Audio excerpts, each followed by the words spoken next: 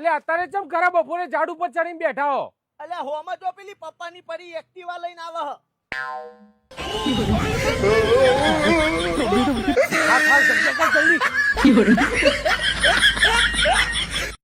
જીગા માર ભાઈ તું માપનું લેજે હો, પીધા પછી તું હવામાં ઉડવા માંડ. હું નહીં લે, તું ઉડવા માંડે હવામાં. પી પીને તો એવી ગાળો દોઈ ને તું હું ગાળો દઉં? તો કોનમાં લોહી આવે એવી ગાળો દોઈ.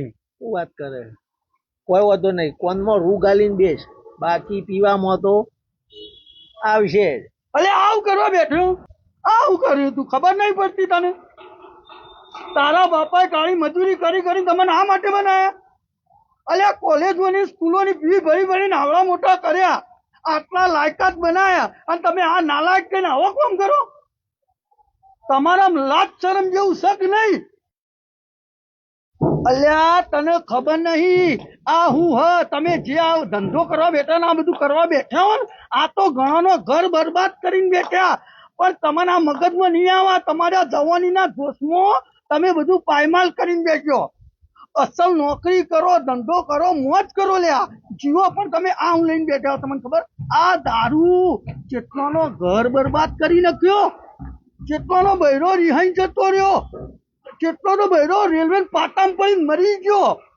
તમને લગીને ખબર નહીં પડતી, સહેજ કોઈનો વિચાર નહીં આવતો તને? અલ્યા ઘર હોમું તો જો.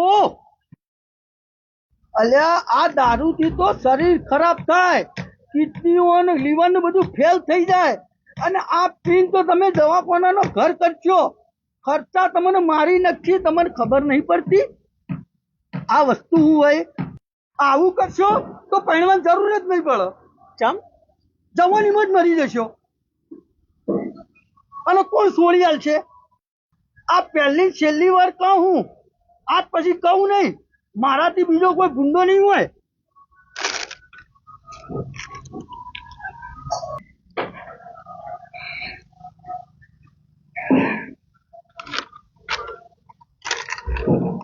ભાઈ તાર બાપો તો ચોર મોણે કહેવાય હો. બાકી બીજા કોઈનો બાપો આવી રીતના છોકરાને દારૂ પીતા પકડે ને તો મારી માઈને તળિયો તોડી નાખે. માર ડોહો તો ટોટિયા ભાજી નહીં હોય, પણ તાર બાપો હારો મોણે કહેવાય. તે ખાલી આ પકડ્યા તે 4 શબ્દો સંભળાઈને જતો રહ્યો. હા મારો બાપો? અલે હું તો એમ કે તારો બાપો હ. મારો બાપો? એટલે મારો બાપો ચોથ્યો? મારા બાપા મર્યા તો 10 વર્ષ થયો. અલે મારો બાપો નતો, મારો બાપો તો પેન્ટ બુશર્ટ પહેરે હલે. એટલે મને એમ કે તાર બાપો હોય એટલે હું તો ભાષણ વાપર્યું આટલું. તને હું રાજ્યું? મને લાગી તારો બાપો હોય. અલ્યા પણ ઈ તો એને ચોકવટ ચો કરી. પકડ મારો હારો બાપ લઈ ગયો, પકડ.